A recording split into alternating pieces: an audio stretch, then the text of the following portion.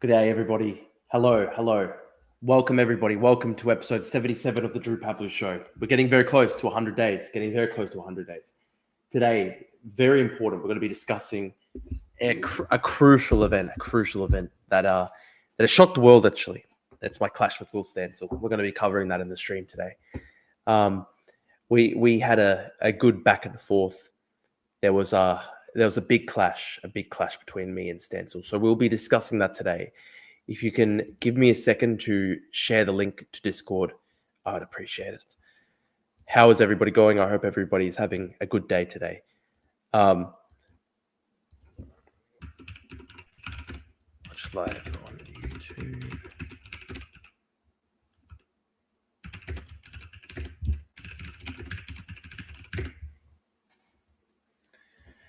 I've got my comment up. Okay. I'm actually shocked at how brutal Will Stancil was in clashing with me. So we're going to be going through it. The Stancil incident. A lot of people are talking about this. He basically went full neo-Nazi to me. He said, "You can't comment because you're not white." He literally said, Will Stancil said to me that I can't comment on American politics because I'm not white. And that was very disturbing. That was very hurtful for me. Malachi asked me, "Can we debate on Monday evening, please?" Yes, sure. What do you want to debate about, Malachi? We can do it. Hello, Anab. Thank you for joining us. Please leave a comment, guys, if you're watching. But essentially what has happened is that Will Stancil said that I cannot comment on American politics because I'm not white. Very disturbing, very, very disturbing stuff. Malachi wants to debate me on abortion and immigration. What in particular do you want to debate on, Malachi? Drew, it pains me to see you fighting liberal intellectuals like Stancil and Shale. Are you kidding me? Are you having Anatoly Karlin on? Yes, I am going to have Anatoly on. We're going to do it the other day. Unfortunately, it didn't work today. We were going to do it yesterday. Unfortunately, it didn't work yesterday. I had a rental inspection. But I will have Anatoly on hopefully in the next week or so.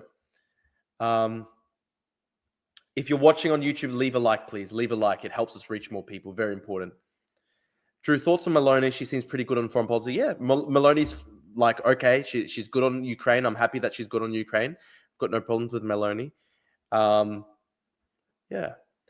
My biggest issue in European politics is whether they support Ukraine, and she supports Ukraine, so I'm happy. Very happy. I'm just going to quickly post to the Discord.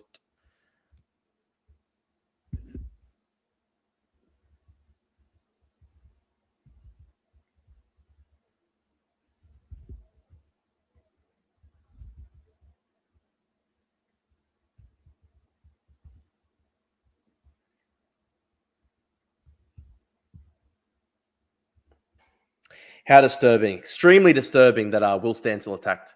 Drew, do you have a Discord? I do have a Discord. I'll share the link in the YouTube. I'll share the link in the YouTube. 1 second. I was just posting the Discord link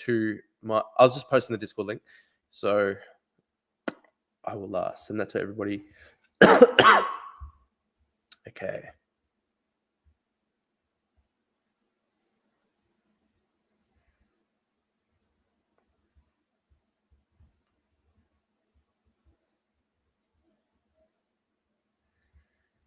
Hello, Collide.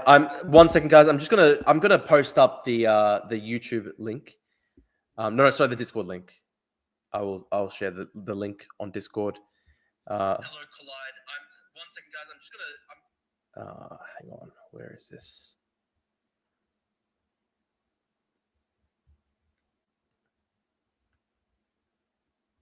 Amit says hello from Israel. Hello. How are you going? How are things in Israel right now? Okay, I just posted the Discord link in the YouTube chat. I'll put that up. Okay. All right.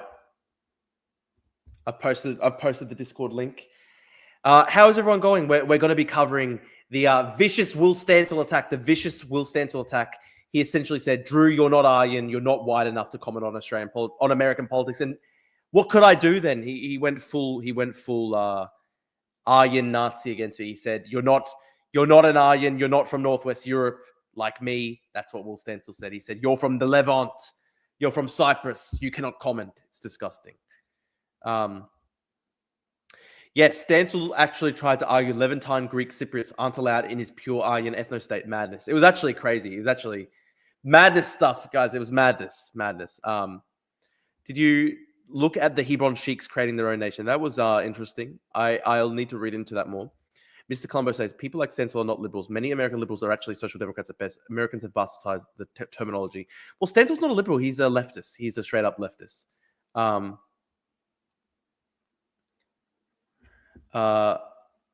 Hassan called me crazy. Where? Where did he call me crazy?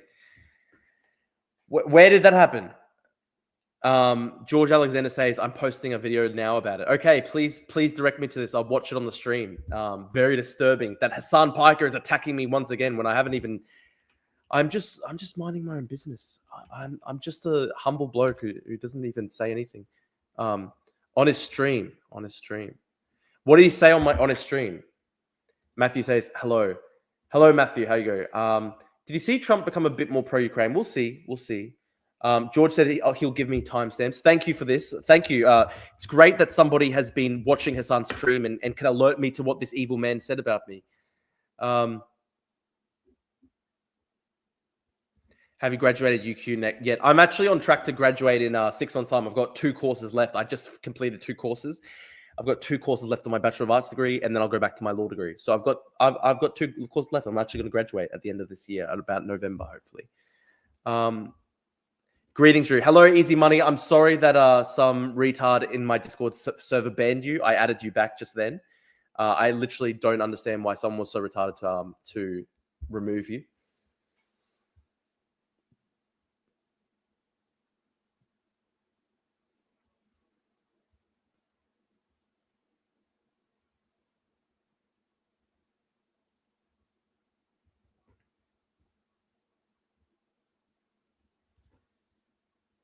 Bot says graduating at the end of this year. Good on you.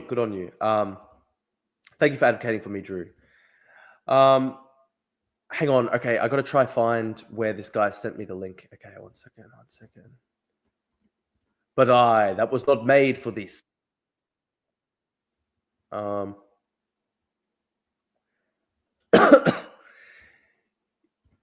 hang on. I'm going to try. Okay, I got it. We're going to watch Hassan Piker's attack on me, and then we'll watch Will Stancil. Very interesting. Okay, I think I've got it now. Thank you, George, for sending this. I'm going to put this on the screen. 1 second.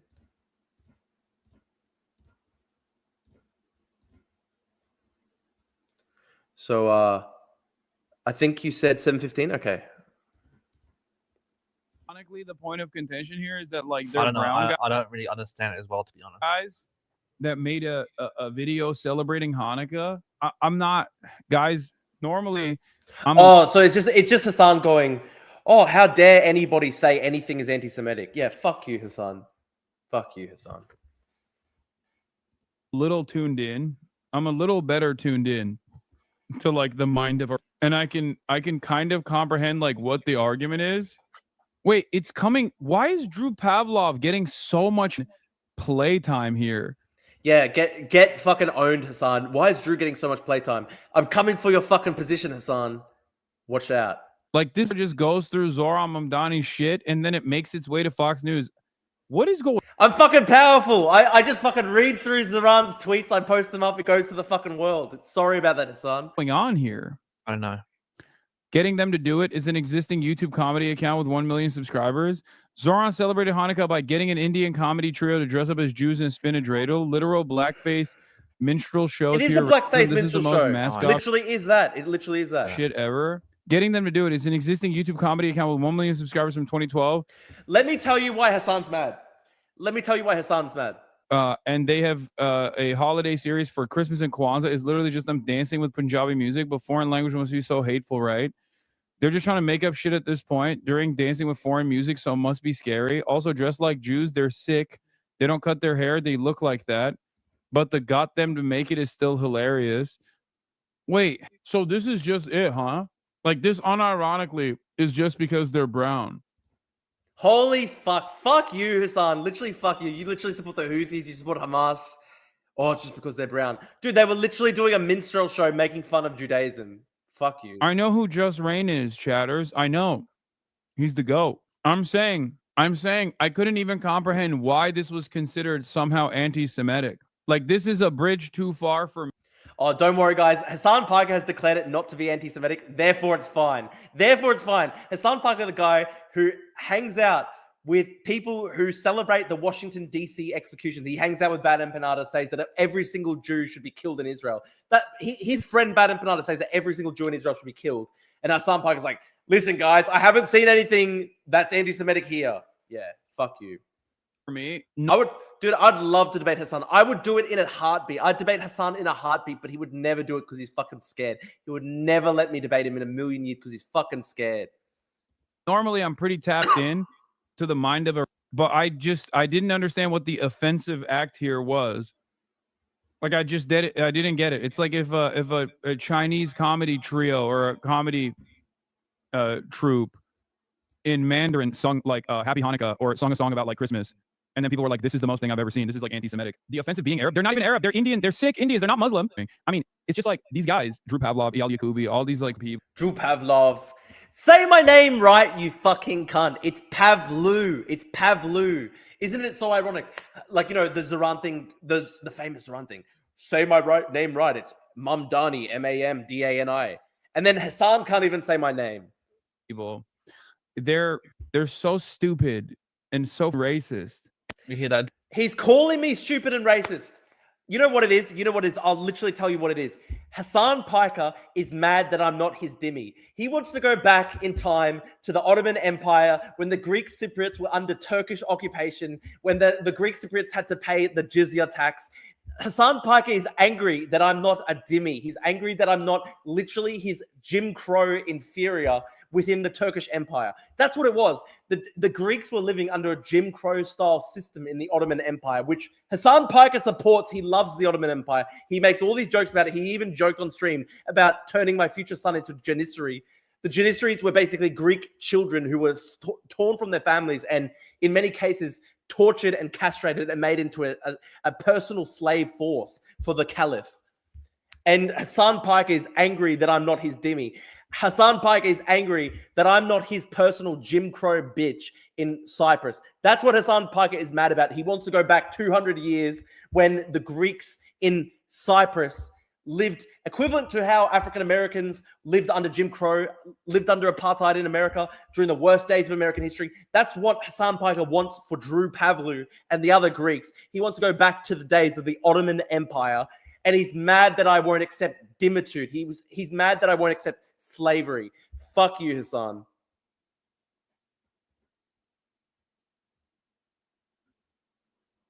Drew, you've talked to Destiny, Richard Spencer, and Noah Smith. Big moves, man. Look, listen, a lot of big moves are being made, and Hassan Piker is here on a stream calling me racist. And it's just because he's angry. He's angry that I won't be his fucking dhimmi. He wants me to be his dhimmi, his slave in the Ottoman Empire Caliphate. They're so stupid and so racist.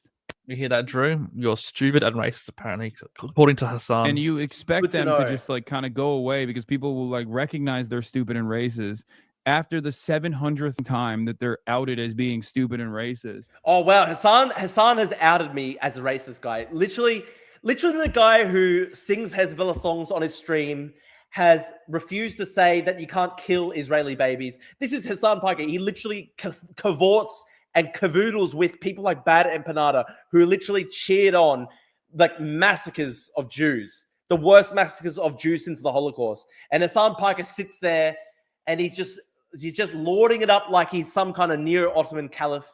And he's just mad. He's fucking mad that I won't be his fucking dhimmi in the Ottoman Empire Caliphate. Fuck you, Hassan. But then you realize, no, actually, everyone is just as stupid and just as racist. So they love this shit. The whole conversation is so funny. These are everyone's racist except for Hassan Piker, the guy who cheers on the worst massacres of Jews since the Holocaust. He's conveniently not racist. Yeah, dude, so true. So fucking true. By the way, guys, anyone who's watching the stream right now, leave a like on the stream. We really need your help to leave a like on the stream. Helps us reach more people. Leave a like on the stream and subscribe as well. Subscribe as well. I'd really appreciate it. Make sure you leave a like on the stream with the Drew Pavlu Show. That's your best way to support us. What a disgrace. What a disgrace. Hang on. I accidentally closed the tab. I'm going to bring that back up.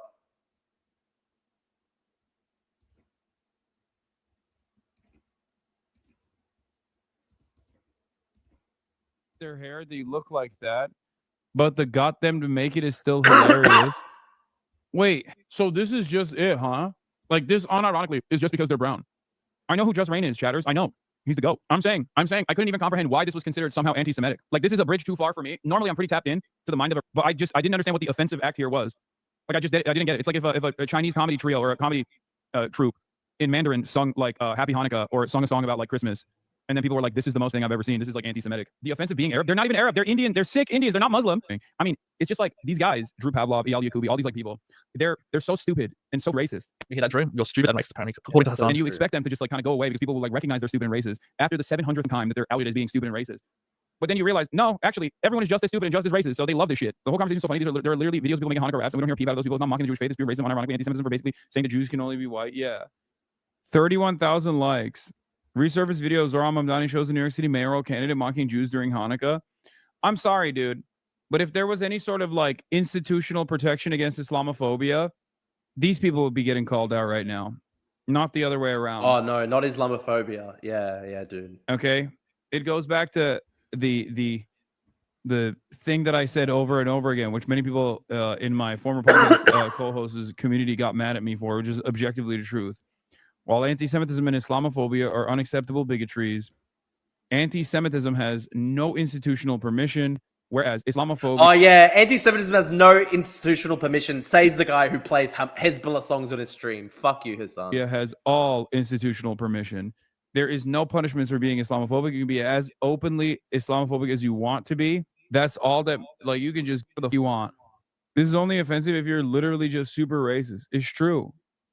Like you just genuinely either A, think that these are like Arab Muslims, and even then, like there is no mockery of Judaism here at all, and you just personally are racist enough to think that they're one, A, Arab Muslims, and B, making a mockery of Judaism by singing a song in a... Yeah. Hassan would be so fine. Hassan would be so fine if a bunch of non-Muslims played dress-ups and started singing and dancing to mark Muslim religious holidays. I'm sure Hassan Piker would really support that. I'm also sure that Zohran would also really support that. Yeah, for sure, guys, for sure. Foreign language about Hanukkah, which automatically means it's a mockery.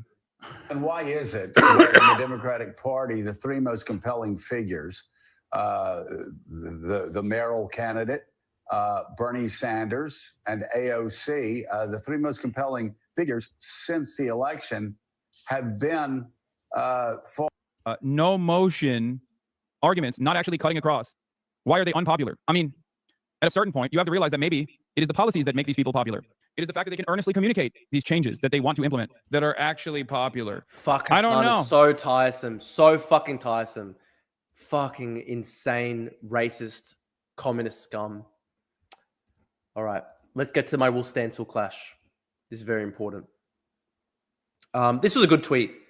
100,000 views, 2,000 likes. What does Drew Pavlu actually do? I'm aware there is generally plenty of money in being floridly stupid and shameless, but is his perplexingly large platform and following downstream from any actual like job? Just very jealous. Just extremely jealous. I agree with this post by Still Reezy. He posts jobs are for suckers. So true. Yeah, literally miserable, jealous people who are upset that I have charisma and that I have a following because I'm smart and funny and intelligent. They're very jealous and they're very upset. Sorry about it. I'm very sorry about it. This guy called me Laura Loomer with an Aussie accent. Imran Siddiqui looked disgusting, nipples protruding in his blue shirt before Congress. Very, very disrespectful. Okay. They were really upset. They were jealous that I got to interview Gerald Murnane, the Australian candidate for the Nobel Prize in Literature. And Gerald Murnane, when he met me, he said he supported my political stances. He read about me in the Australian. So we love Gerald Murnane. Sorry about it, communists who were really upset. Okay. This was interesting. Somebody said, funniest person of every political position, far left, bad empanada, center left, Hassan Piker, centrist, no such thing, center right, Drew Pavlet unintentionally, far right, Donald Trump. I don't think I'm center right. I don't think I'm center right at all. In what way am I center right? I don't see it. I don't see it. Somebody asked me, Drew, did you go to the Queensland Socialist Party dinner? I didn't know that it was on. I really wish I had gone, guys. I really wish I'd gone. I'm a big fan of the Trotskyists. I love the Trotskyists, of course. Would love to have gone if I was invited. But of course, alas, I am not. Let me do a short reading, Richard 3, for everybody in the chat. Okay. This is just I've been reading Richard 3 by Shakespeare, just because I've been so bitter about Zoran. Okay. Richard III, the opening soliloquy. Now is the winter of our discontent made glorious summer by this son of York, and all the clouds that lowered upon our house in the deep bosom of the ocean buried. Now are our brows bound with victorious wreaths, our bruised arms hung up for monuments, our stern alarums changed to merry meetings, our dreadful marches to delightful measures. Grim-visaged war hath smoothed his wrinkled front, and now, instead of mounting barbed steeds to fright the souls of fearful adversaries, he capers nimbly in a lady's chamber to the lascivious pleasing of a lute. But I, that am not shaped for sportive tricks, nor made to court an amorous looking-glass, I, that am rudely stamped, and want love's majesty to strut before a wanton ambling nymph, I, that am curtailed of this fair proportion, cheated of feature by dissembling nature, deformed, unfinished, sent before my time into this breathing world, scarce half made up, and that so lamely and unfashionable that dogs bark at me as I halt by them. Why I, in this weak piping time of peace, have no delight to pass away the time, unless to spy my shadow in the sun, and to scanter mine own deformity. And therefore, since I cannot prove a lover, to entertain these fair well-spoken days, I am determined to prove a villain, and hate the idle pleasure of these days. Richard III soliloquy by William Shakespeare. Very much sums up my feelings about Zoran. I've been persecuted, you see. I've been persecuted, hunted to the ends of the earth. And all I've got left is my opposition to Zoran. Have you been to New Zealand? I actually haven't before, but I would love to go. Aren't you centre left? I identify as centre left, but apparently I'm centre right now. But this same person thinks that Hassan Piker is centre left, so obviously this person's a communist. Stancil thinks everyone who is slightly to the right of him is a fascist. Yeah, that is Will Stancil, and he's very hysterical. He's very hysterical, and we're going to go on into that. Hassan said if he quits streaming, he's going to become a professor of political science. So unbelievably true. Can you show me that part, George? That's so fucking funny. Hassan thinks he can become a professor of political science. So unbelievably true, bro. I've never put two and two together, but now I think about it, Drew actually may be Richard III. Drew, are your economic views and social views center-left or just centrist? I regard myself as center-left, but according to communists, I'm center-right because they think that Hassan Piker is center-left. Man, Richard III got done dirty. Very well said. Why do people think you have Zoran derangement syndrome? I don't know. I'm just reading Richard III's soliloquy and just complaining bitterly about my lot in life. But what is wrong with being a centrist? It is so wild. It is controversial. Like both parties are stupid. I am a left-leaning centrist. Revolutionary Communist Party was handing out their paper outside Finsbury Park Tube in London yesterday. I near died of cringe. You should have taken that newspaper. When is Will Stancil coming on the stream? I would literally have him on the stream to debate, but he would never do that because he's the type of guy who thinks, oh my God, if I talk to Drew Pavlo, if I debate him, then I become a Nazi. That's what Will Stancil thinks. So he's never going to come on. I heard people calling you far right. Who? Just mentally ill people. How am I far right? Name a single position of mine that's far right. Drew is more center left in a progressive sense than similar to Luke Beasley. Zoran derangement syndrome. Call him out on Twitter.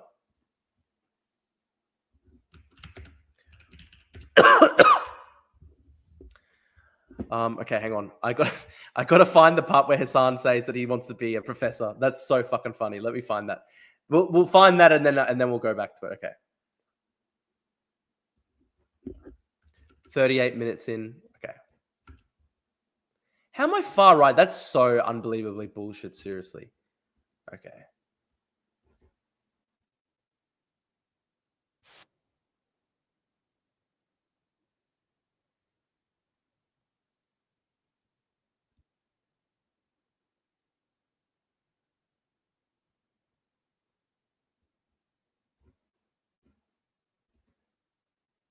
Who's this guy that he's working out with? Okay, 38.5.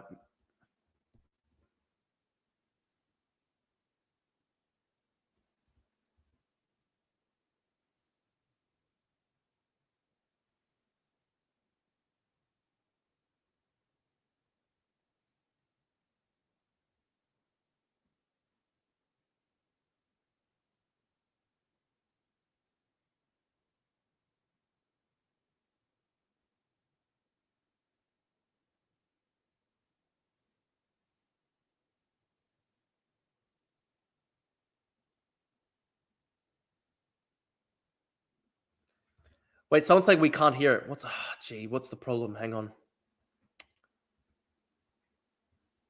Why wouldn't it be playing the audio?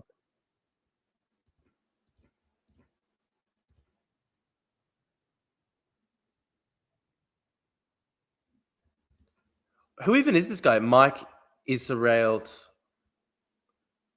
Who is he? Mike Israel Tell. Who is he? I don't even know who this guy is. Just like a bodybuilding guy.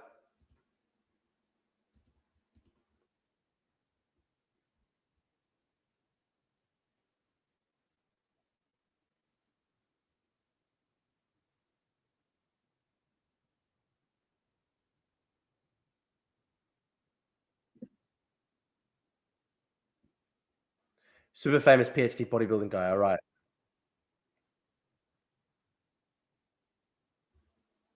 It's annoying how centre-left people like Bernie Sanders, AFC, and Kyle Kulinski are so friendly with Hassan Piker. Hassan is just a red fascist, and the centre-left should treat him as an outcast. Yeah, and also I saw today people in the Destiny subreddit were defending Zoran and attacking me. Zoran's a fucking tanky. Why are you doing that? These guys are fucking mental.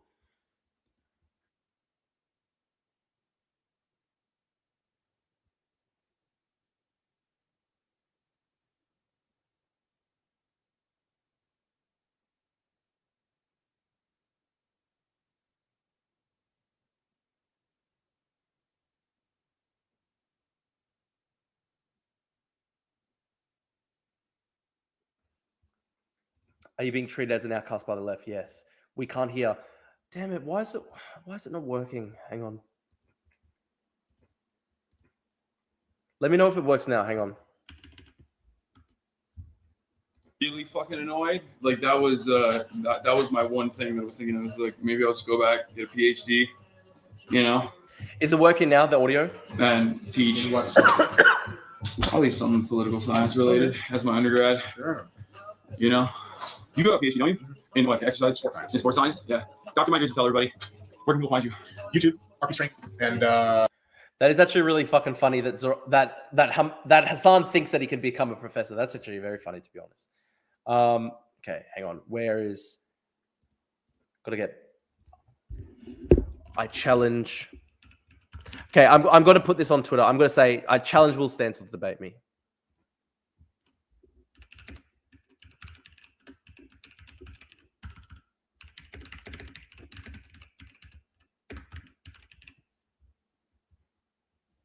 Okay, I challenge Will Stancil to a live debate. I've challenged him. Okay. Let's go through. We love Lee Kuan Yew. Lee Kuan Yew is a very powerful figure.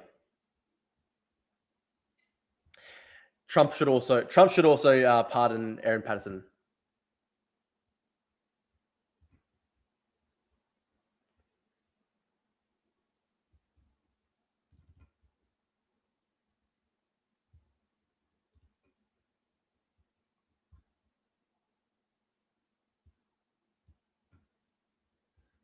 I like this post by Shug today. He's a funny guy. Nick can cry about the great replacement, but he's part of it. He's replacing America's liberal, genteel, Anglo-Protestant whiteness with the ugly tribalism of the Mezzogiorno. Catholics are as foreign to America as Muslims, Mr. Fuentes. That's so fucking funny. Hilarious tweet. Very funny. July 6th marks the 1345th anniversary of the Battle of Karbala anniversary. So I am doing a Shia outreach post to build bridges with the Shia community. I wept for Imam Hussein. My tears turned valleys into mighty rivers. So true. I thereby give Drew a right to American citizenship. So true. No, I don't smoke. It's winter here in Australia and I've got a cold. It's a shame.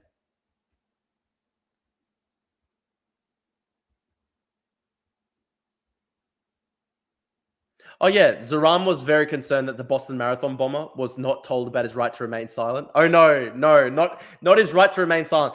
In reality, there's a public safety exception to Miranda rights when a person, because he represented a direct immediate threat to the public, they were worried that there were more bombs. And like Zoran and leftists were just mad because it's Islamophobic to I don't know, treat a terrorist like he's an actual terrorist with more bombs. Crazy shit. Someone's asking me why do you cost so much. I got a bad cold. It's a shame. Great post by Slazak. Drew Pavlo tried to implement actually existing workplace democracy and they tried to take him down for that. Fact check true, actually. Fact check true. As I said, I was a libertarian socialist back in the day.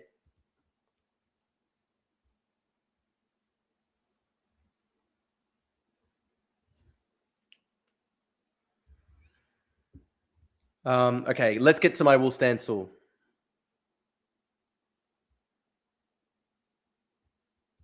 Reading the Richard III opening soliloquy against Iran. But true, it's summer in New York.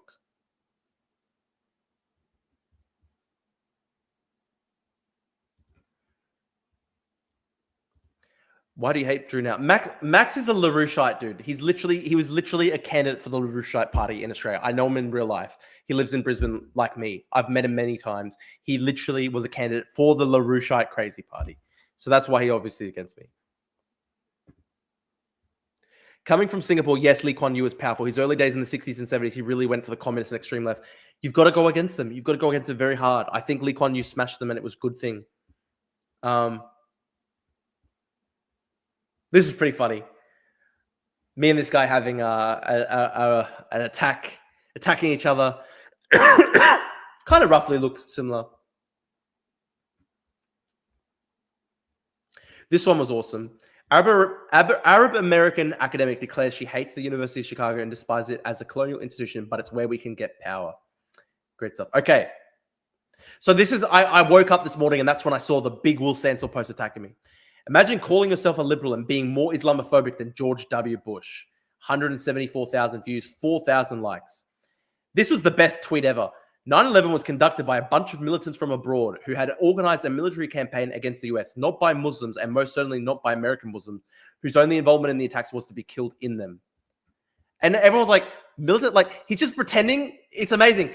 Like, Will Stancil is now trying to argue to everybody that 9/11 didn't happen. It wasn't an Islamic extremist terrorist attack. It's actually fucking mental. Like, Will Stancil's trying to tell everybody that 9/11 was not an Islamic terrorist attack. Like, that's just crazy. This was such a good tweet I made. I just literally quoted the Muhammad Attar suicide note. The suicide note he left the night before, literally the last night before the attacks. The attacks are for the sake of Allah. Stancil, Muhammad, you know you're not a Muslim, right? Attar, I asked Allah to bless me with martyrdom and welcome it with planning, patience, and care. Weird thing for a non-Muslim to say, dude. Add a suicide note. The nymphs wearing their finest call out to me, come hither, follower of Allah, which is actually in his fucking suicide note. Stancil, ad hom fallacy, dude. Just so out of touch with reality, guys. So out of touch. Big Thinker says, I have both scientific and mystical evidence that Drew Pavlo is in fact the reincarnation of George W. Bush. That's so incorrect, but very interesting.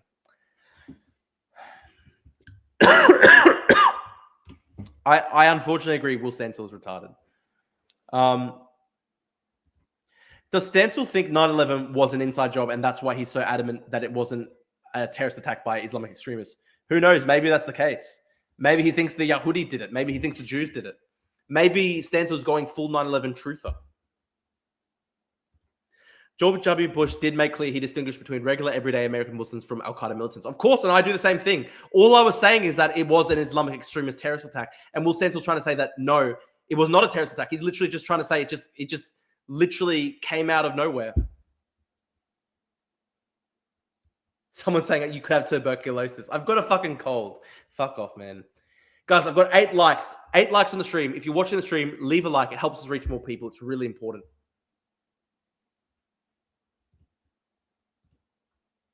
How fucking mental is that we're like Will Stancil trying to tell everybody 9/11 wasn't an Islamic terrorist attack. It just happened. No one knows where it came from. It just happened. Fuck off, man. What a lie. Just fucking, you can't even acknowledge reality. Elon Musk is African American and 9/11 was not perpetrated by Muslims. Learning new things from this guy every day. Fucking genius. You should talk to Destiny about Zoran. Yeah, good idea, actually. Maybe I should.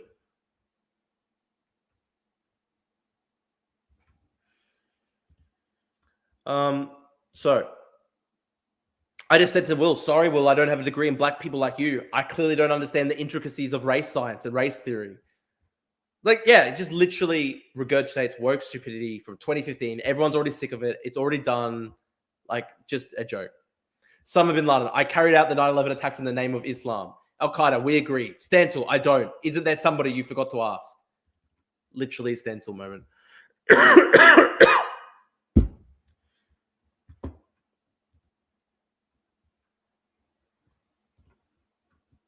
I made this meme. I used Canva. Surf Sherpa. Mustafa Maryam Nassar's seminal work called to global Islamic resistance came out of a vacuum. We literally have no idea what religion informed the creation of Al-Qaeda. We have no idea. What was Al-Qaeda Christian? Was Al-Qaeda Buddhist? We don't know. It's impossible to say. Literally impossible to say, guys. Who could fucking tell us? Nobody could tell us what religion the creators of Al-Qaeda profess to proclaim. And I want to make clear, obviously, they don't represent all Muslims. Of course, they don't represent all Muslims. It's just a fact. Obviously, there's 1.8 billion Muslims. No way could Al-Qaeda ever represent all of them. Of course not. All I'm saying is it's just stupid to pretend that Al-Qaeda was not an Islamic terrorist group. It was obviously an Islamic terrorist group.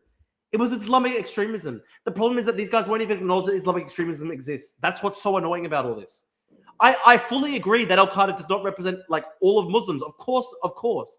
But can we just at least say that, of course, 9/11 was an Islamic terrorist attack and Al-Qaeda was an Islamic terrorist group? This is fucking ridiculous to just pretend, no, it doesn't exist. And we can't tell what religion informed the creation of Al-Qaeda and ISIS. Could I don't know, when it comes to ISIS, could it be in the name Islamic State? I don't know, maybe it's Buddhist. Who can fucking tell?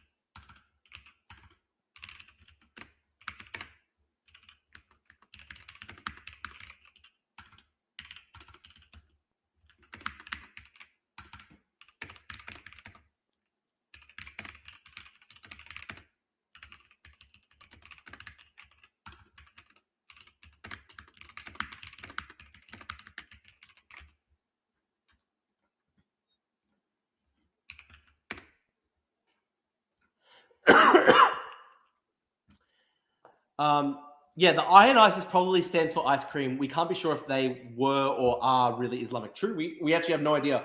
ISIS, what's ISIS? Islamic State? Maybe they're Buddhist? I don't know. Maybe they're Buddhist. It's very hard to say. Very hard to say. Just stop being racist against Muslim people. How am I being racist against Muslim people? By acknowledging that 9/11 was a terrorist attack by Islamic extremists. If you even acknowledge that 9/11 was a terrorist attack by Islamic extremists, then you're racist. What the fuck is going on? The world's gone mental.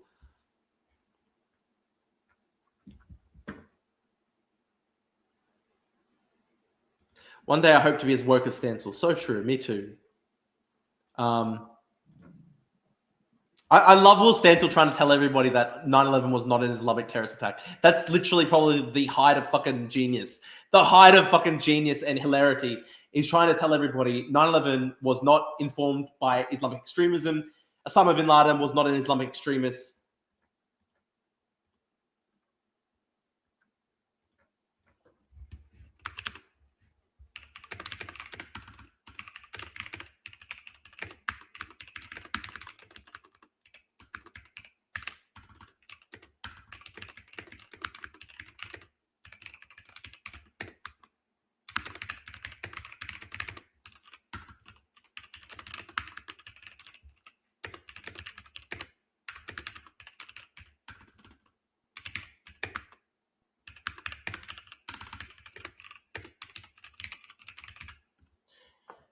Who's to say whether Osama bin Laden's is an Islamic extremist? It's impossible to say. Literally, we could not tell. We literally could not tell. He could be Buddhist, could be Jewish. We'll have to investigate. We'll have to investigate. It's very hard to say. Hello, donkey.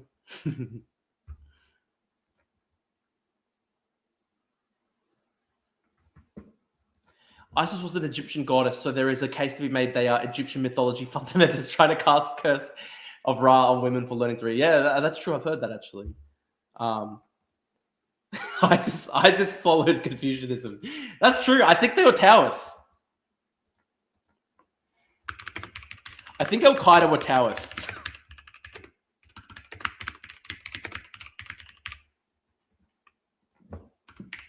I think Al Qaeda's were Taoists actually. We need a gym together, Drew, so we can outdo Hassan. I agree. Are you in Brisbane? Are you in Brisbane, George? We can potentially go to a gym session. Just so fucking funny, dude. Like Al Qaeda's fucking Taoist. Beautiful.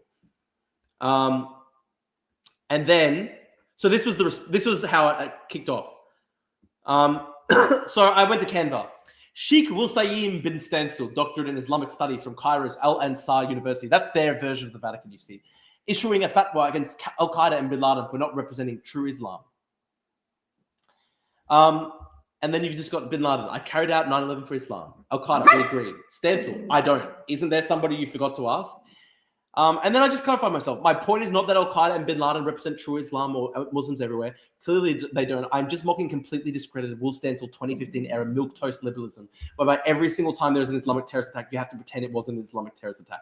He says pathetic. I said it's pathetic that you have to pretend that every single Islamic terrorist attack isn't an actual Islamic terrorist attack, but just random guys doing it for no reason. And then he just responded, Drew, you live on the other side of the world, stay there. Full MAGA. He's gone full MAGA. He says, Drew, you're not part of the Will Stancil Aryan ethno-state. You have to leave. You can't talk about America. You're not white enough to talk about America.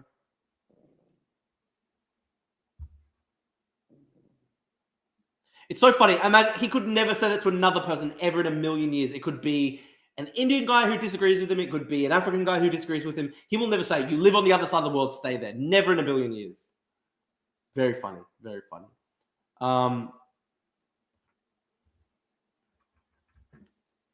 Got 28 people watching live. Thank you, guys. If you're watching live, please remember to leave a like on the stream. It helps us reach more people. So leave a like. Very crucial you leave a like. And it helps us grow the stream. We've got 11 likes on the stream, 28 viewers. If you're watching live on YouTube, make sure to hit the like button so that we can reach more people. It's really important.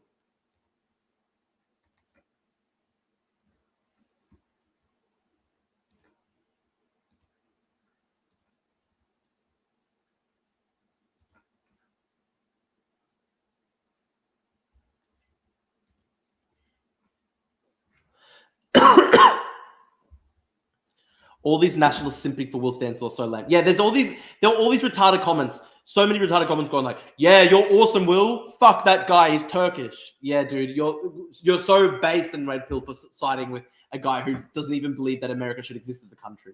Wow, guys, you're so based in red pill. Stancil's so based in red pill, even though he doesn't even agree with America as a concept. So based in red pill. Constructive criticism. During a debate with Spencer, you should have let him talk more. Yeah, no, that's fair. I'll take that on board. Yeah, look at all the comments. Just like all these right wingers, like, welcome, Comrade Will. This whole operation was your idea. Will to power. Like, holy shit, look at this.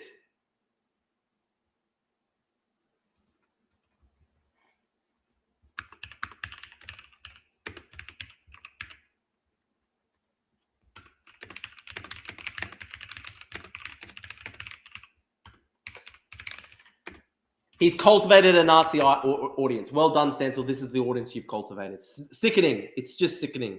I find it sickening. They're basically doing the same thing and just being third worlds, and he's just saying that to you because you're white. Yeah, dude. If I was like fully black, Will Stancil would never say, "Shut the fuck up. You can't comment about America." He would never say that in a billion years. So all these retarded Nazis. Wow, Stancil's so based, bro. He's owning Drew the Turk. Yeah, cool guys. You're literally allying with a guy who basically supports race communism. Good on you.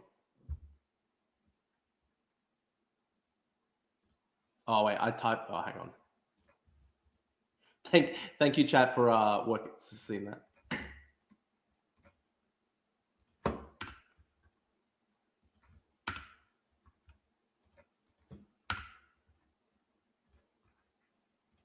Will you debate Zuma Schopenhauer about degrowth? I will do it. I will do it next week sometime. Tell me the terms of debate so I can properly study and read up on what we're debating.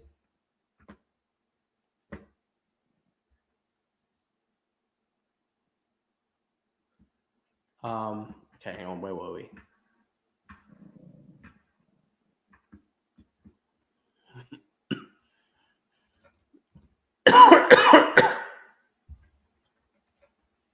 How the fuck is Drew right wing of MAGA in 2025? Who knows? Because half of MAGA are fucking like MAGA mouse communists who just hate like the West and white people for some reason. That's like a significant part of fucking MAGA for some reason. Who even knows why? It's fucking strange.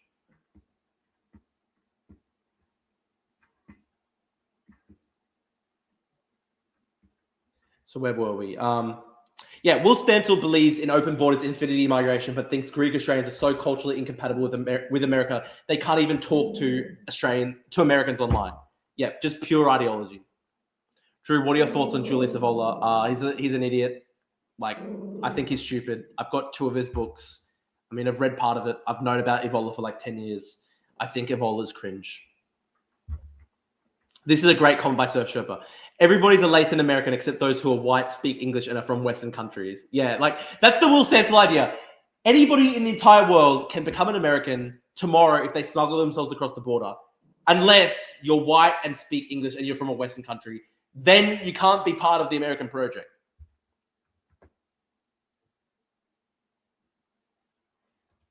Yep, I think I've messaged Zuma Schopenhauer.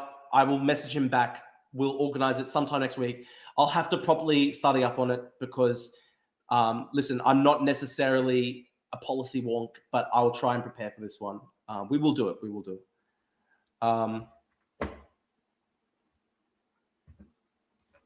Yeah, I'm American. My country's racist and broken.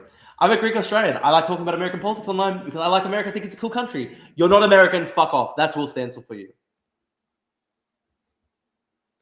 Yeah, this is the equivalent of British people constantly hating on the French while having infinity third world immigration. It's the only socially accepted form of bigotry. Yeah, that's literally, this is what Will Stancil's doing. You can be bigoted against the Greek Australian, but you can't be bigoted against literally anybody else on the planet.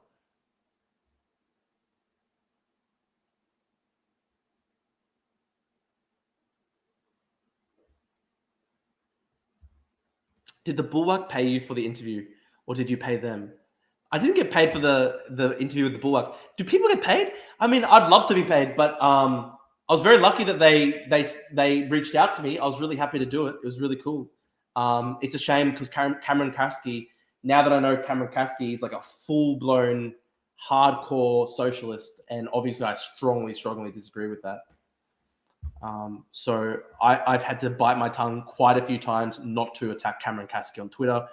Because they were nice to me to have me on the Bulwark, but Cameron Kasky is very much to the hard left of me. And big supporter of Iran. And very hard for me to support that. He also is a good friend of Hassan. He regards Hassan Parker as a personal friend of his. Very difficult for me to accept that. So it's tough, very tough. Cameron Kasky and the Bulwark. I don't know why the Bulwark have somebody who's friends with Hassan Parker. Like the Bulwark is supposed to be like conservatives who are anti-Trump, but yeah, who knows?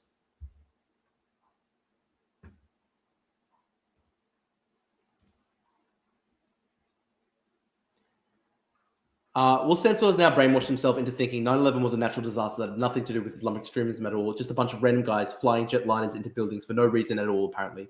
Just woke up that day and felt like it. I do not know how it works. Neocons are often socialists first. That is a phenomenon in history. Okay, so then Will responds to me, Drew, I just don't want your stupid opinions on my country's politics. I don't want to hear an Australian lecturing me, an American, on whether my Muslim neighbors are coexisting peacefully. Your opinion is not useful, welcome, or appreciated. You're a person living as far from my country as anyone can possibly be, whose entire experience of my country comes from being way too online, feeding the ideology of far-right freaks who put my community, my neighbors at risk. Your opinion is not welcome. Hey, Will, can you seriously explain how simply acknowledging that 9/11 was an Islamic terrorist attack carried out by Islamic extremists puts your community, your neighbors at risk? If a white nationalist carried out a terrorist attack, would you insist that nobody speak about the ideology that motivated the attack. And then I pointed out Brenton Tarrant. I said, Brenton Tarrant was an Australian white supremacist. He carried out the terrorist attack, killing dozens of innocent Muslims at a series of mosques in Christchurch, New Zealand. The ideology that motivated him was white supremacism. See how easy it is to acknowledge the ideological underpinnings of terrorist attacks. But when it comes to 9/11, you insist that generic militants carried out the attack, apparently for no reason. Drew, play games. I'm bored. The last couple of times I've played games, people got mad at me and were like, no, don't play games. You need to be talking about politics. Tony Blair, Christopher Hitchens, you. Illustrious, what an illustrious category. If Will Stancil wanted to fight you physically, would you support this? I'd fight Will Stancil physically. Stancil calling someone else too online. Ironic, yeah. But can't you be an American if you arrive there 48 hours from now? Yeah, literally. Will Stancil, blood and soil socialist. Aldrich says, I love Drew Pally. Thank you. Salute to you. Thank you, guys. You should go to my YouTube channel, leave a like. Helps us reach more people. My name's Will Stancil. I'm a closed-border American First Nationalist, but only when I can apply this to Australians of Greek, Cypriot, Levantine heritage who look just white enough to be racist towards, with social permission from my left-wing friends. And then people calling me an Ameriboo. Yeah, I'm an Ameriboo. So what? I've literally got family living in the United States. I've visited multiple times. I like America as a country. I'm going to keep talking about America. Drew, do you pledge to have a civil conversation with Max? Yes, I do. I feel a bit sick from the cold. I'm not a neoliberal, I'm a liberal. This means we don't care about creed or skin color, that we accept all kinds of people, that we actually believe in tolerant open society, that we protect vulnerable people from bigots rather than suck up to the bigots for political cred. A true neoliberal meets a former neoliberal radicalized into clash of civilization neoconservatism by Zionism. So true. A lot of the liberals on this site seem to have forgotten what being a liberal is about. They're selling out their values for some retweets and an Elon check. It's pitiful and contemptible. He's such a miserable, hysterical person. Seriously, such a miserable, hysterical person.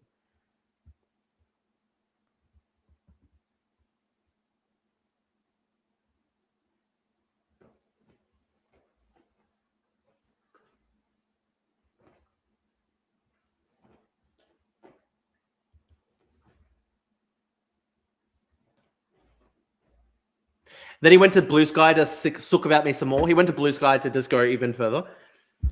Why is it that every liberal who stayed on Twitter is now convinced they can suddenly start winning over neo-Nazis if they start throwing around the word retard, or they say admitted Muslims are terrorists, or they talk about how trans women shouldn't get to play sports? If you start handing it to the Nazi contingent, the Nazis will smile. Thank you for admitting they're correct, and then they will put a knife into your throat. So true, Will. And this is just literally from me saying that 9/11 was an Islamic terrorist attack. Just unhinged. Yeah, so unhinged. Literally so unhinged. This is a good one. Zoran has this trend where every time there was a terrorist attack throughout the 2010s, he would consistently portray terrorists like Anwar al-Awlaki and the Boston Marathon bomber as victims of America.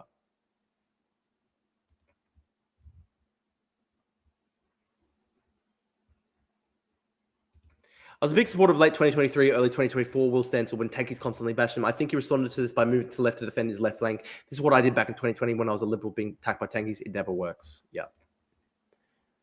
Very shameful.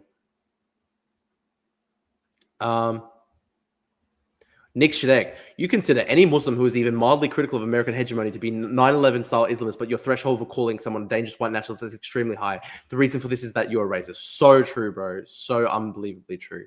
Nick Shadek is like literally a member of the Australian Communist Party, so that's why he's just like completely mental.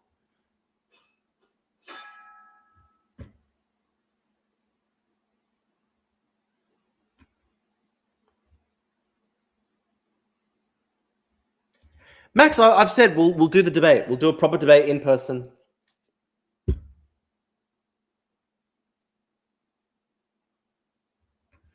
Max, we can do a debate later this week. We can organize one later this week. We've got 40 people watching live. If you're watching live, leave a like, guys. Leave a like. Helps us reach more people. Please leave a like on the show. Really important. Really important. Helps us reach more people. We've got how many likes on the stream? We've got 15 likes on the stream. 40 people watching live. If you're watching live, make sure to leave a like. So important, guys. Okay, we can have a general conversation, Max. It doesn't have to be necessarily a structured debate. We can do a general conversation. Stancil says Greeks out, wogs out. The Levantines will not be allowed to sully his pure Aryan American ethno-state. This was a great tweet of mine. Will, if I pay a smuggler to smuggle me across the southern border illegally, can I then comment on American politics? Because how do you justify this? He literally thinks that every single person on the entire planet is a Latin American, except for me, because my views are like 1 centimeter more conservative than him. Drew, why don't you ask Steak to sponsor you? Maybe if you pay them, they will. What are you talking about?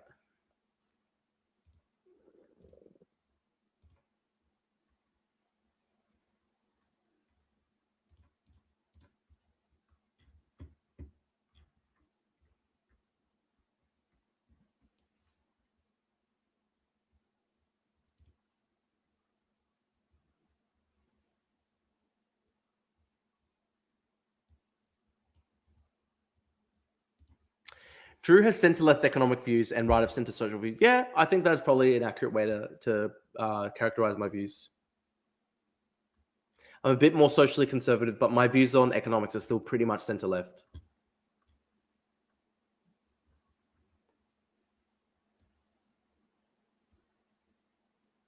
Where was I?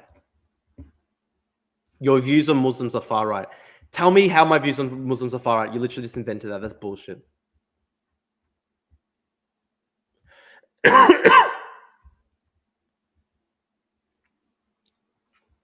Trump, give us the special talent visa for extraordinary ability in posting.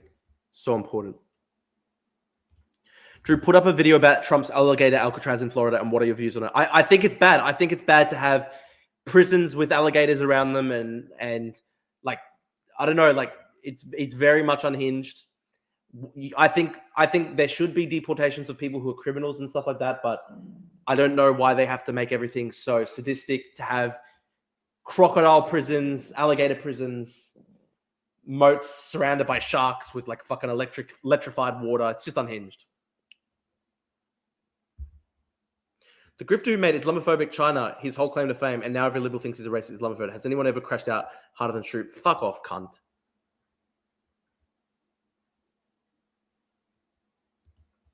This is funny. This cobbler can't handle interacting with one single foreigner who's in his social class and career field, but expects blue-collar workers to handle 40 million of them.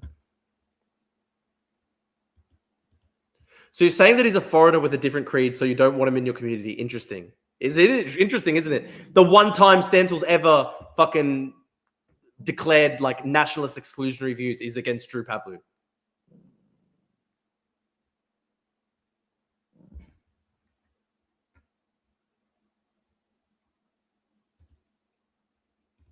Drew, would you get your Muslim mate Ali Qadri onto debate, or are you not mates anymore? We're not really mates anymore at all. He hates me. He attacks me. Yeah, Ali Qadri has criticized me very stridently on Facebook and stuff like that. I've criticized him. I wouldn't call us mates.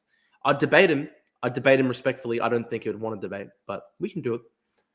But I've taken a lot of issue with some of his anti-Semitic posts, I think, and he's then attacked me and said you're Islamophobic, blah blah blah. So, and it basically insinuated that the Jews were paying me off. So I wouldn't say I'm friends with Ali Qadri these days.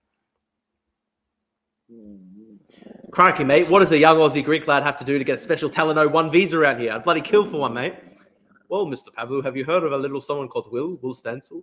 That's literally, it's a satirical joke. We're mocking Trump's authoritarianism. That was a good one. The C word is never said in my country. Well, maybe that's an Australian thing.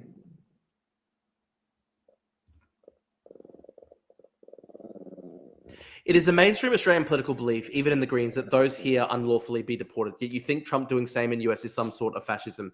Well, listen, I think people who are illegal in America, like, I think people who've been there for decades should be amnestied. People who have arrived very recently or have participated in criminal stuff, they should be deported. That's very reasonable. I think they shouldn't do it in a cruel and needlessly I think they shouldn't do it in a needlessly gratuitous and sadistic way with, like, you know, alligator prisons. I think that's reasonable. But yeah, I think Landu is right there. I love this tweet. This is such a good tweet. I'm going to retweet this again.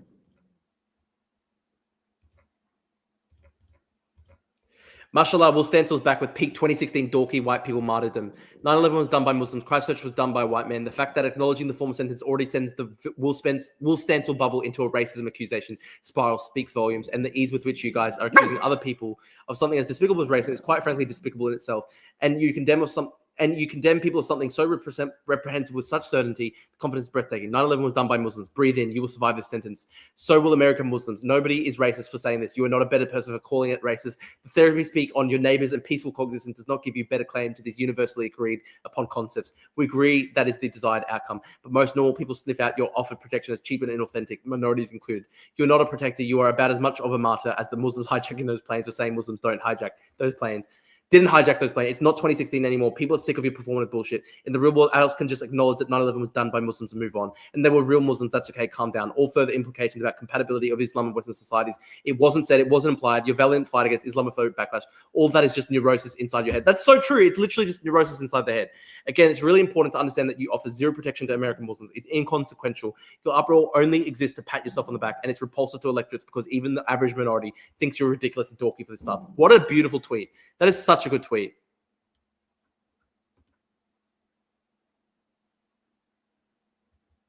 We had our Democratic Labour meetings at the Caribbean Mosque. I don't think listen, long time ago, man.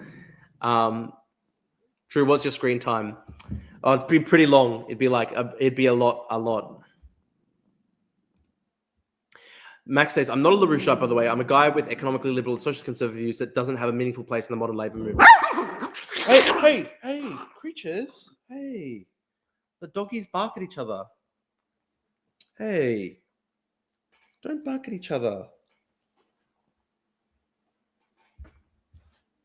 Listen, Max, we can discuss it. The Booker massacre was done by white men. Am I doing this right?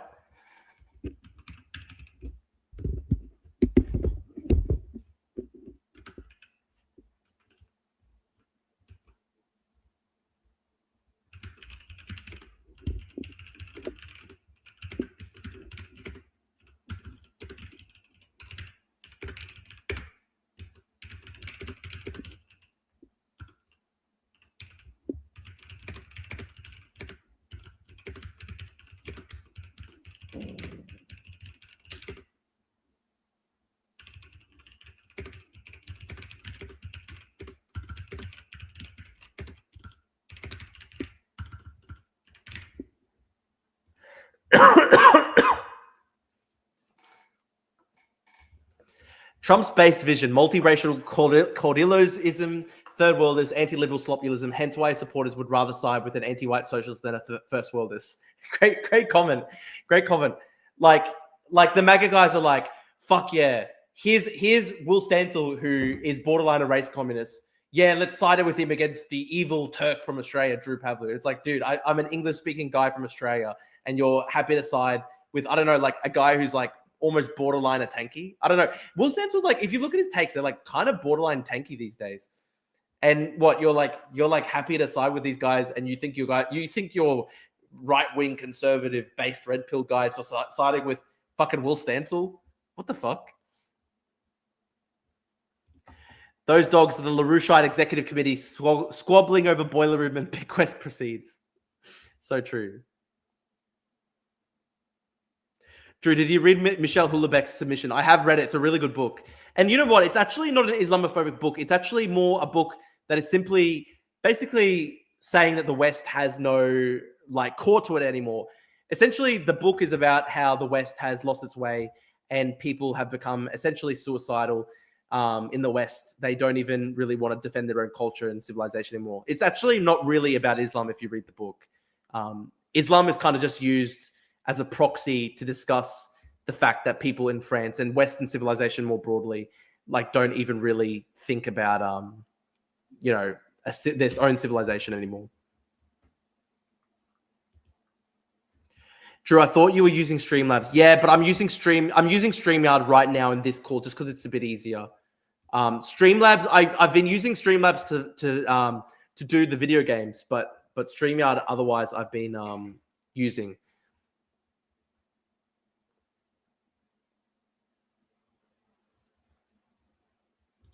How good's this post I did? Average taxi driver in the global south. Ah, you are American. I love America. Will Stancil, my country's racist. We're a sick country. Taxi driver. You know Biggie. Biggie. Can't you see? Hang on. Let me play for you. Stancil, I have a master's degree in Reconstruction era Black history. You don't understand the things I've seen. Taxi driver. Who do you think is the sexiest lady in America? You know AOC. Very beautiful woman. Stancil. Just stare ahead. Just stare ahead. My suffering. You don't understand. Stare ahead and drive. Puts in the AirPods. Starts listening to Ezra Klein. Taxi driver. Biggie. Can't you see? Sometimes your words just hypnotize me. You like. We love America. Biggie. This is literally the interaction Stancil would have with just your average global south cab driver. And yeah, this is it. Like, these white people hate themselves so much. And I can kind of say this because I'm sort of like not officially white or whatever, because I'm like, Greek Cyprus is like sort of like, people say I'm Turkish, all this shit. So I can say it. A lot of white people hate themselves, and I can say that as an observer.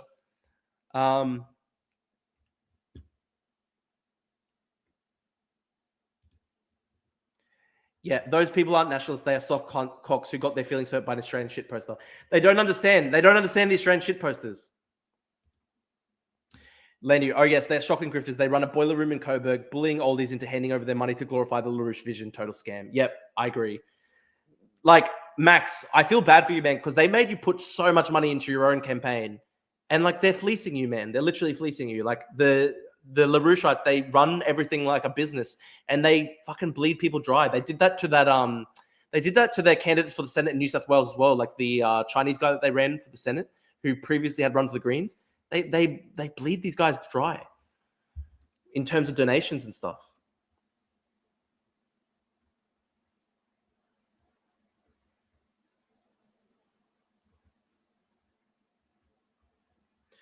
Just Iran sharing a pro-Assad article in 2013 denying Assad's use of chemical weapons in Syria.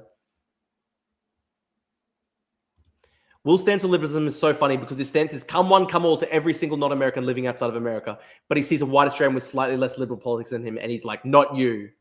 Yeah, literally deranged. No one made me fund my own campaign. I did it because I wanted to. Yeah, Max, but like, they probably overcharge you on printing and stuff like that. Not I. I am a traditional liberal. Stancil represents the attempt to take over of our movement. Liberalism doesn't work when you bring in illiberal people via mass immigration and pity policy. That's basically true. The thing about Drew Pavlo is that he isn't even really a liberal. He's a reactionary conservative in deep, deep denial. 60,000 views. He's just a normal liberal within 2015, the Australian Obama, some would say. The Australian Obama. So true. So true.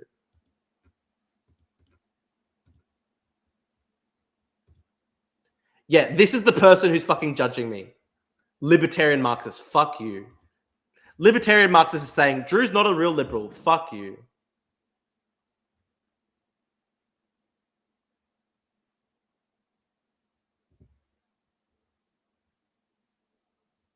I literally voted for Labour and they say, oh, Drew's far right.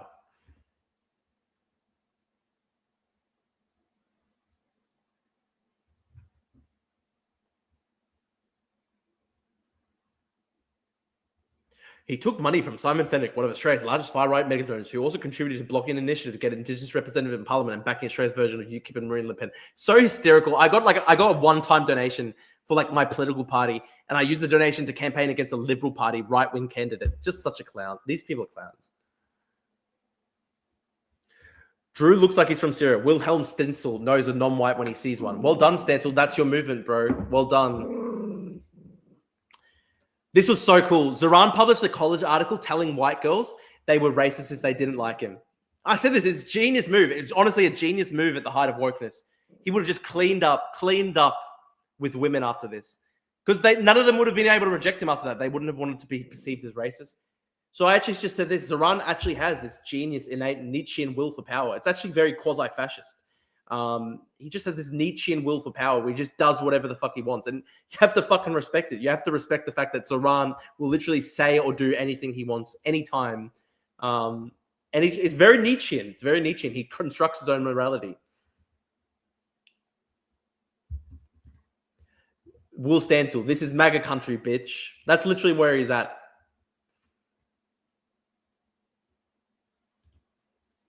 When I did the joke post, will if I pay a smuggler to get me across the southern border, can I then become an American? Then someone's like, yes, obviously, if you go through that experience, if you live here, and if you subject yourself to American jurisdiction, of course you're entitled to an opinion. And I'd say even a vote. Beautiful. Beautiful. So they don't even agree with Australia. They don't even agree with America as a fucking concept.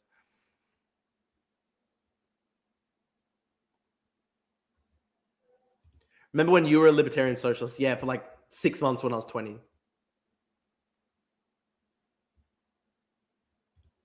I'd watch Richard Spencer and Drew Pavlou debate against Captain Dreamer, Will Stancil, and Glenn Greenwald. That would be so interesting. Holy shit. That'd be so interesting. Spencer Pavlou debate against Captain Dreamer, Stancil, and Glenn Greenwald. Max, the LaRouchites argue that the English monarchy are drug traffickers. While I'm using it's all a bit stupid.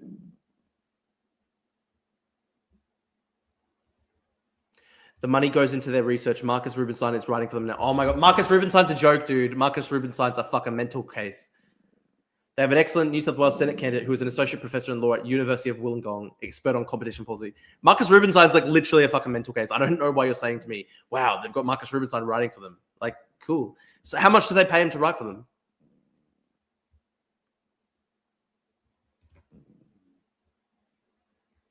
Gavin Newsom is going to be the US's version of the Danish Prime Minister Frederiksen. He's going to make Republicans look soft by his crackdown and deportation. This way he will win back the white law classes lost by Dems since Obama. Fascinating.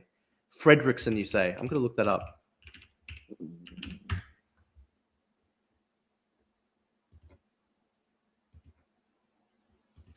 That would actually, if Gavin Newsom did that, like that's probably how the Democrats could actually win back these working class voters who've abandoned them. They spend millions on research. ChatGPT would produce more sensible stuff than Queen Elizabeth was a smack dealer. Beautiful. The definition of liberal has changed so much. I don't know if normal center left is counted as liberal. Rio Grande tunnel liberalism, too easy. Yeah, beautiful. Andrew Lennon, maybe you should read the stuff they produce now. They did some nice research on Michael Danby. You might want to check it out. Okay, let's go. Let's read that. Can we? What do I look up? Australian Citizens Party, Michael Danby. Let's read it on the stream. This is so funny.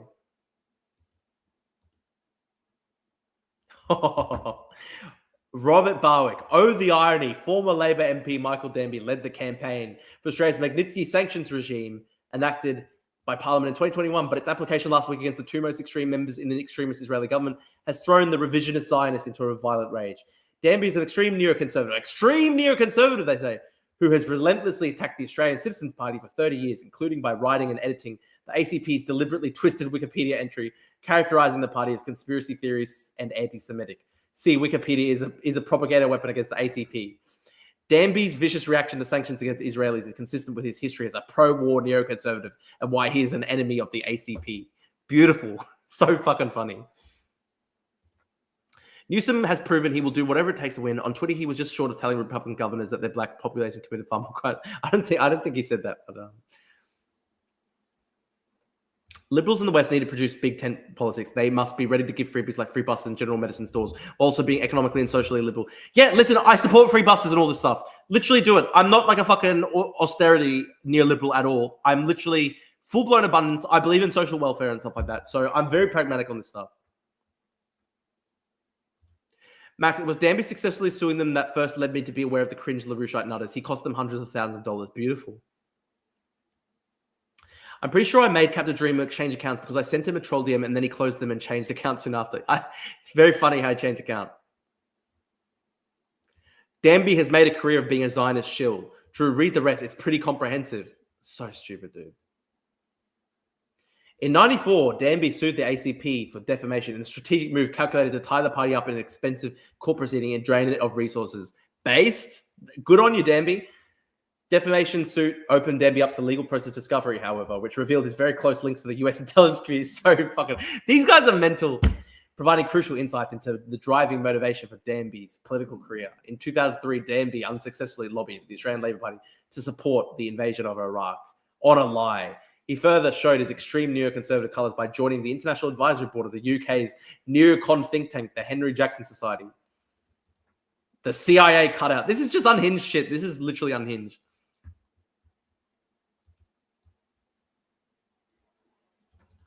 Oh no, they were against Gaddafi. Who gives a fuck? Who gives a fuck? Gaddafi was a sicko. Oh no! Wow! Oh no! They were against Gaddafi, the guy who was a fucking mental case. Wow, that's so sad, dude. The Magnitsky Act is based on the false claim by British-American investor Bill Browder that his Russian lawyer Sergei Magnitsky was beaten to death in a Russian prison. In fact, he was Browder's accountant, not a lawyer, who was assisted him in a Holy shit! Magnitsky died in prison from a pre-existing condition. That's fucking mental. Are you kidding me? Dude, let's look at Sergei Magnitsky's Wikipedia page. Holy shit. That the Citizens Party is so shameless. The fucking LaRoucheite conspiracy theorists. Holy fuck.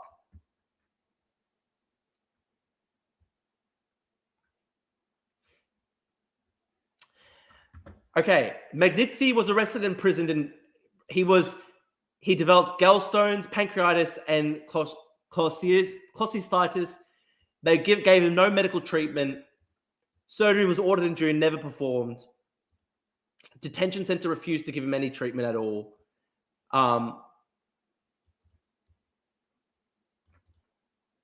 Reported he was vomiting every 3 hours, had visibly swollen stomach. On the day of his death, the prison physician, believing Magnitsky had a chronic disease, sent him by ambulance to the prison ward. But the surgery there, who described Magnitsky as agitated, trying to hide behind a bag and saying people were trying to kill him, prescribed only a painkiller. According to Ludmila Alexieva, Magnitsky had died from being beaten and tortured by several officers of the Russian Ministry of Interior. The official death certificate stated closed cerebral cranial injury as the cause of death. The post-mortem examination showed numerous bruises and wounds on Magnitsky's legs and hands. Another post-mortem from 2011 summarized the death as being caused by traumatic application of a blunt, hard objects. Holy fuck, dude. And then you go back and they're like, oh, Bill Browder's accountant died of a pre-existing condition. Max, the LaRoucheites are fucking psychotic cranks, literally mentally ill, psychotic psychopaths. These guys are so discredited and evil. You should stay so far away from them. People in the ALP riot in Queensland told me to avoid Danby and Kitching and the Nutters in the Shorten camp. They're not popular in the party and widely acknowledged as unhinged. So in good company, so unhinged. Lol, name names, duped Max. Bill was popular enough in party to be elected its leader. LaRoucheites are only popular in their boiler room, squeezing money out of oldies. You know the guy who said, don't hang out with the Kitching faction? It was Wayne Swan. Wow. The great leader of the Labor right, guys. Oh my God. Who cares? Who literally cares? Max, come on, dude. You're being such a clown here. Lol, they skipped the part where they lost the defamation case and had cost orders against them. Beautiful. That's so funny. Wayness to his friends.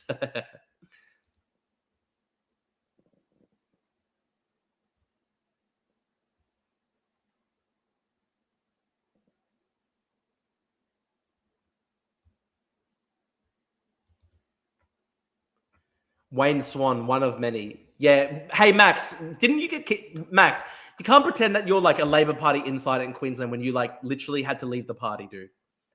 Like you also got kicked out of the party. So I don't know why you're pretending like you're the top Labor insider in Queensland. What is the ACP for an American? The ACP is Australia's branch of the LaRoucheite movement. The LaRoucheite movement is the American far-right crazy shit. Max, do you get a commission out of the money you defraud from all these in the LaRoucheite brawler? No, Lady, it's not like that. Max is actually like, it's sad. Max has been exploited by the LaRoucheites. They got like 20,000 out of him for his campaign or something like that. It's like they do the same thing that Pauline Hanson does. You know what Pauline Hanson does? Pauline Hanson in Australia, if you run for One Nation in Australia, they charge the candidates to print all the call flutes and all the materials and stuff. And they end up basically making a profit on every single candidate they run. And they did that to Max Hooper. It's actually sad. ACP is better known as Australian Consolidated Press in Australia, the Packer family company. I didn't get kicked out. They tried to. I successfully defended in my hearing at admin committee with help of John Mickle and Zach Beers, but I quit in principle. Max, I'm pretty sure you got kicked out of the party. Like, you were fighting with a lot of people in the party. So for people to understand, Max and I know each other for like 5 years. And we were both like part of the Labour Party, I think, for a short time. And I guess we both didn't really go ahead with it. And then Max ended up joining the Australian Citizens Party, which is this party, and I'll show you the Wikipedia page. And I've offered to debate. I've offered to debate Barwick on the stream. So this is the Australian Citizens Party, founded and originally led by affiliated with the International LaRouche Movement, founded and originally led by American political activist and conspiracy theorist Lyndon LaRouche. The party has pushed conspiracy theories, including that international action on climate change and Indigenous land rights are part of a conscious fraud masterminded by Prince Philip as part of the British royal family's scheme to depopulate the planet. It believes Prince Philip is trying to break up nation states through the Worldwide Fund for Nature and is involved in a racist plot to splinter Australia. Founded in 1988, the party has been led by Craig Isherwood ever since. So it's just literally a cult for Craig Isherwood. Political position syncretic. They were the only party in Australia to issue a telegram to China to congratulate Xi Jinping on his re-election, which is so nuts. Drew, that Wikipedia page is not a reliable source. It is written by Michael Danby and his staffer. But Max, I've read the Australian Citizen Party. Their website talks about this shit.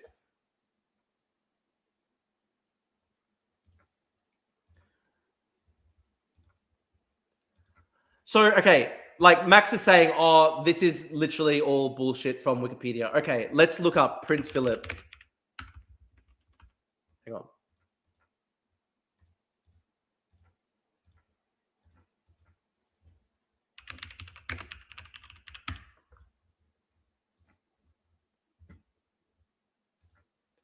The Australian Citizens Party, they issued a telegram to Xi Jinping.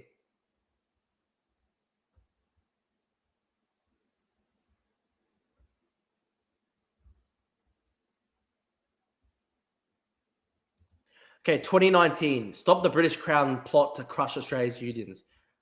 Like, the leading company in the British Crown's global raw materials cartel. Queen Elizabeth is the largest non-institutional shareholder. Like, would you debate Dean Withers? Yeah, sure. When we go on Destiny again, I'd like to go on Destiny show again. Fuck, what should I...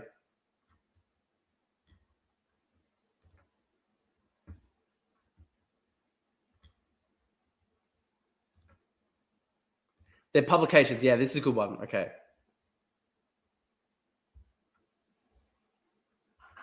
Like Max, you're saying that this is all bullshit. You can go to their website and they've got like stuff, 9/11 fake shit, 9/11 conspiracy theories, who killed Diana and why, the World Land Bridge, like really strange stuff. Really fucking strange stuff.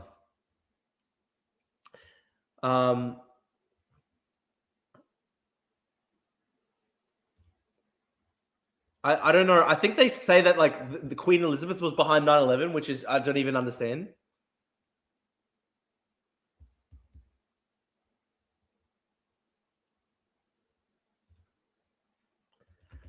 Max Hooper, Citizens Party.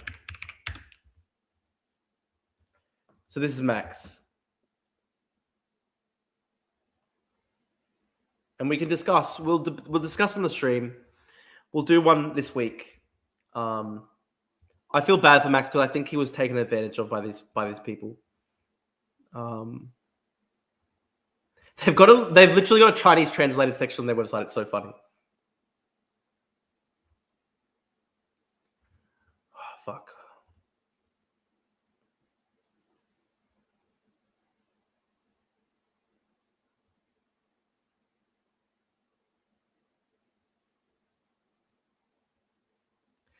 If you haven't heard of the ACP before, ask yourself why. The short answer is the ACP represents a threat to the vested interests who control Australian politics. So true. And then, like, Robert Barwick went to, like, one Senate hearing. I've testified at a Senate hearing. Anyone can do that. Apparently, like, because he testified at a Senate hearing, he's the one who stopped the breakup of the banks or whatever.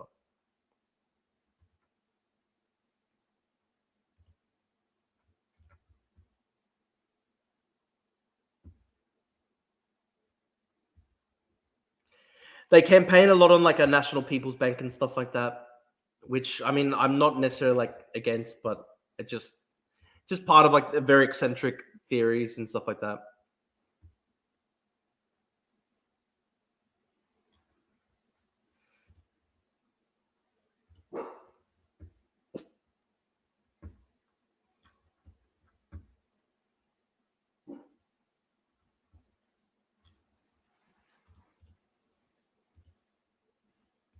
Robbie's work helped get up the Senate inquiry into regional bank closures. Wow, powerful.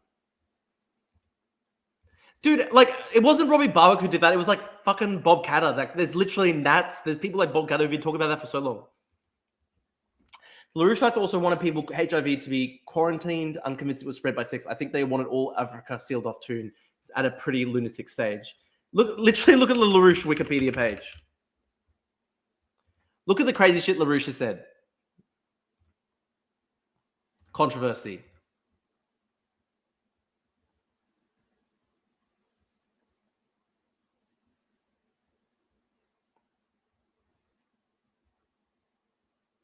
Views of Lyndon LaRouche and the LaRouche movement. So many strange things. The LaRouche movement said of the Queen, she's pushing drugs. That is in the sense of responsibility. The head of a gang that's pushing drugs. She knows it's happening. She isn't stopping it. The Queen is the world's foremost drug dealer. The Queen was involved in the death of Diana. The LaRoucheites also think pop music is a mind control technology devised by MI6. They have an amazing one. I found out about this the other day, Lenu. They have one where they think that it's so eccentric. I think my friend can explain it better. Essentially, he was explaining to me they think that basically all music of the past 200 years was like incorrectly toned, and so everything was off by like a small amount in terms of tones and harmony. It's so amazing. It's amazing.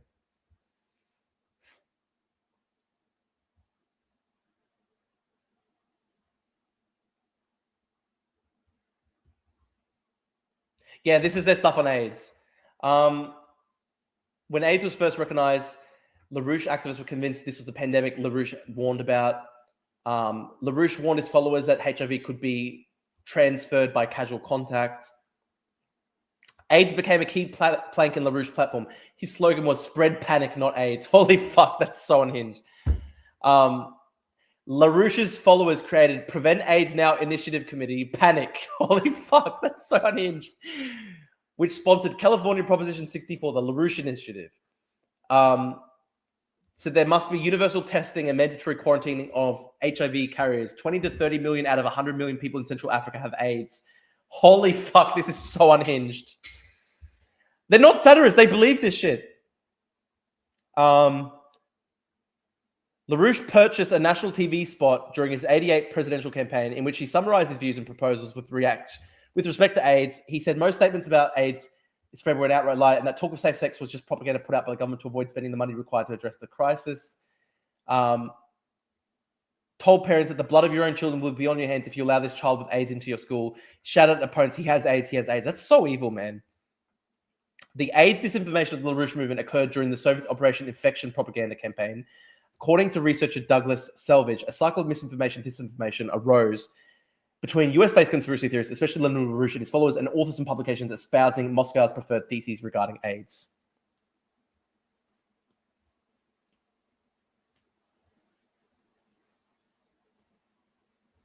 Max says he doesn't support any of this stuff, obviously. Surf show, but yeah, scientific pitch. Oh, it's so fucking unhinged. I have to find that. Oh yeah, music and science. LaRouche was fascinated by musical theory as well as mathematics and physics. And this fascination also translates into his teachings. A motto of LaRouche's European Workers' Party is to think like Beethoven. Movement offices typically include a piano and posters of German composers, and members are known for their choral singing. Beautiful. LaRouche advocated that classical orchestras should return to the Verdi pitch, a pitch that Giuseppe Verdi had enshrined in Italian legislation in 1884.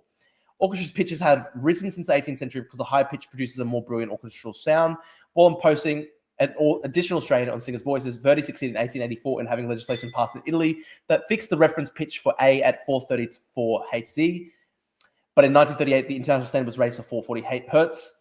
LaRouche spoke about the resulting strain on singers' voices in his 1988 presidential campaign videos. It's so eccentric. I love it. He's campaigning on opera voices. I love it. Does Max only listen to Brahms in keeping with LaRoucheite Juche ideology? Drew, would you genuinely debate me? I'm a Jewish convert to Hinduism, and I believe in Hindu nationalism, and I support Israeli. I don't believe that's real. I think you're joking, but okay. Why don't you play some of my video interview with Robbie if you want to know? Okay, beautiful. Let's see. Robbie Barwick, Max Hooper. How do I find it, Robbie Barwick? Beautiful. Okay, let's see. An engineer with a vision for Australia.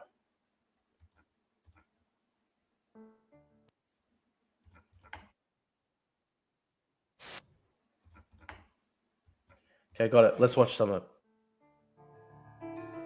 Max Hooper for Morton, an engineer with a vision for Australia. Coming up on Citizens Insight.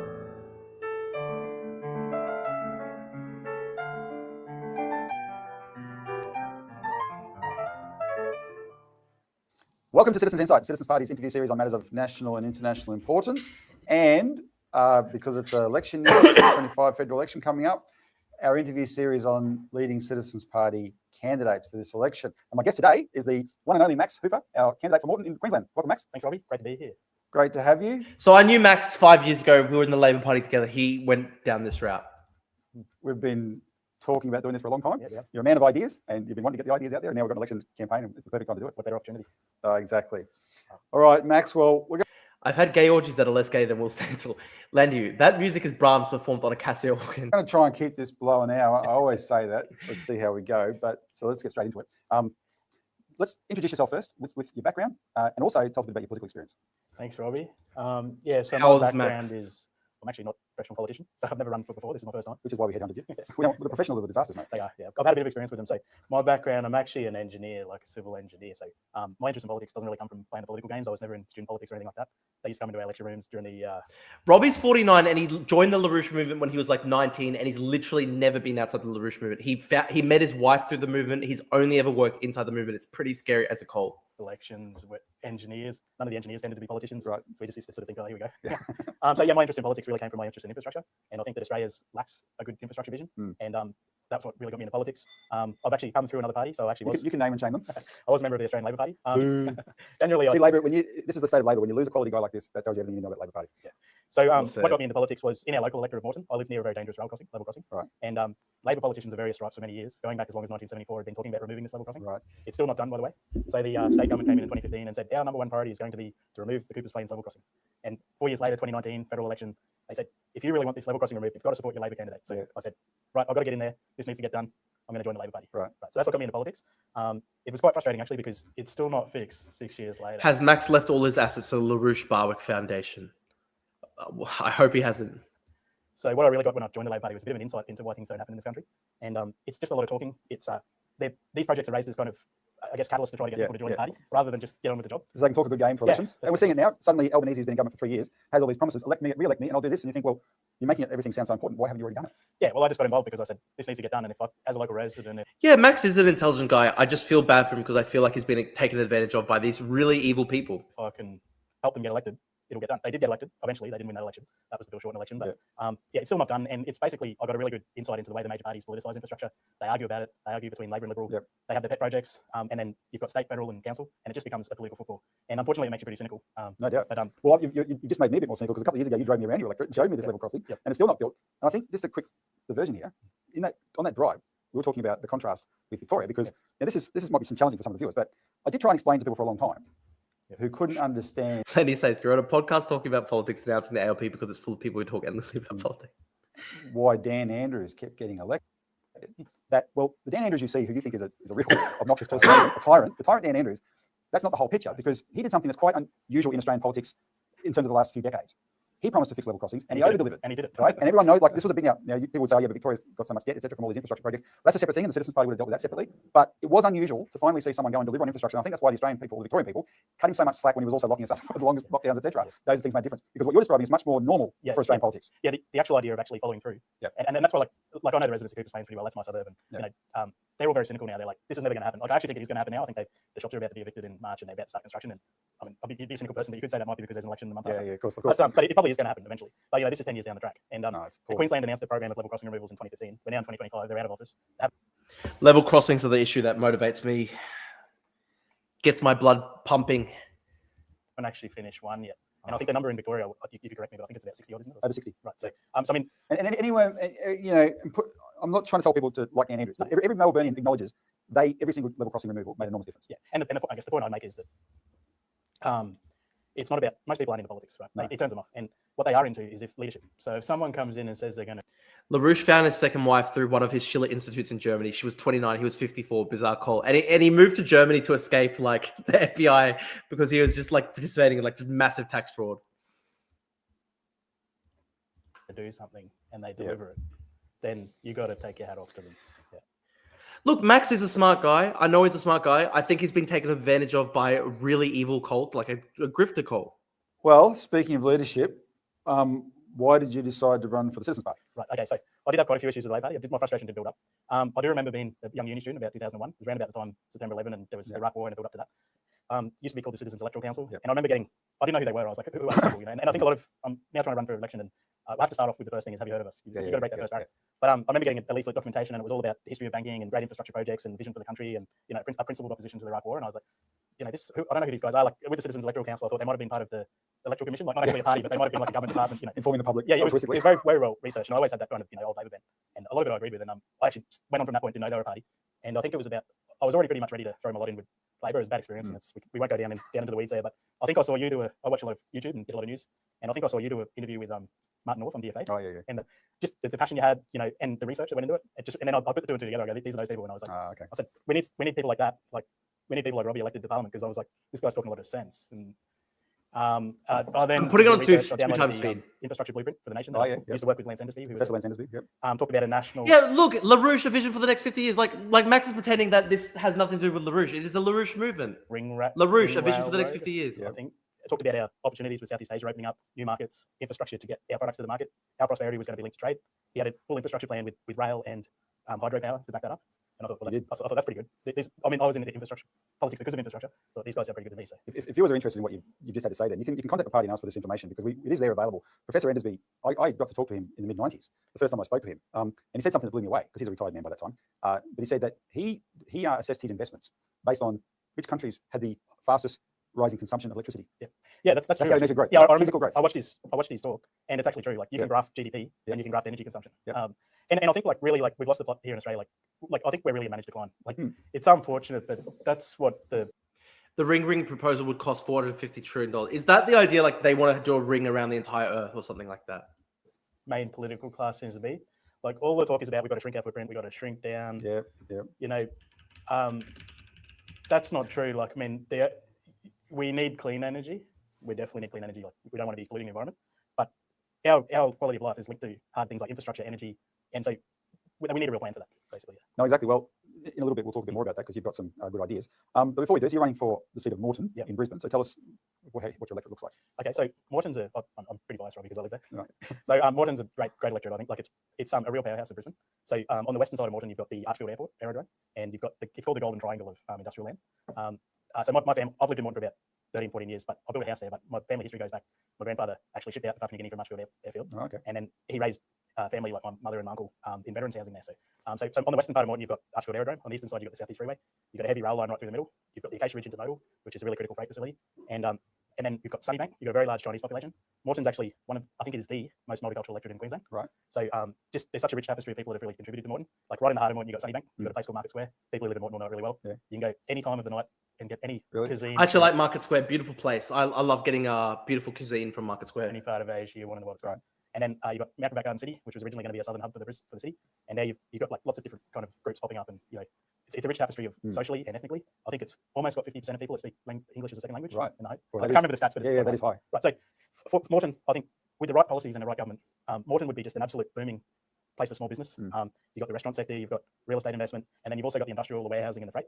If we can pull all that together, and with the people we've got and the diversity we've got, we could be one of the best places in Brisbane, really.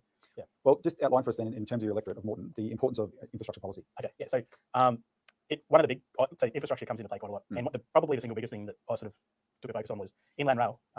And we can talk about this later. Listen, Max, I'm gonna call the stream an end because it's midnight and I'm tired. I'll be back tomorrow.